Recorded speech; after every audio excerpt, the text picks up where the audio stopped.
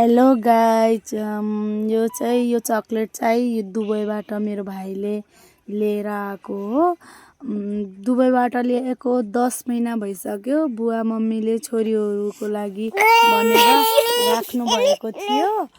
अनि आज यो चकलेट हामीहरू जम्मा भएको छौँ अनि चकलेट खोलिरहनु भएको छ।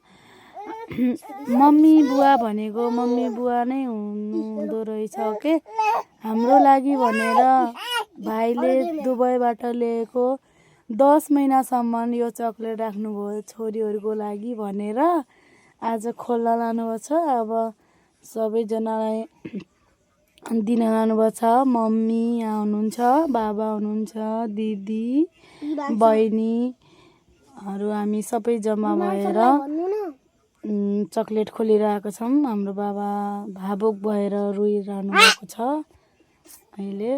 अनि मम्मीले बहिनीले खोलिरहेका छन् चकलेट।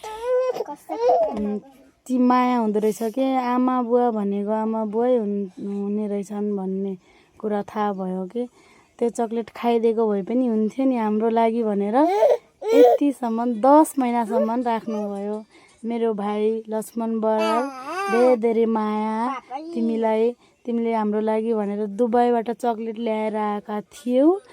तिमीलाई धेरै माया छ हामी दिदीहरूबाट।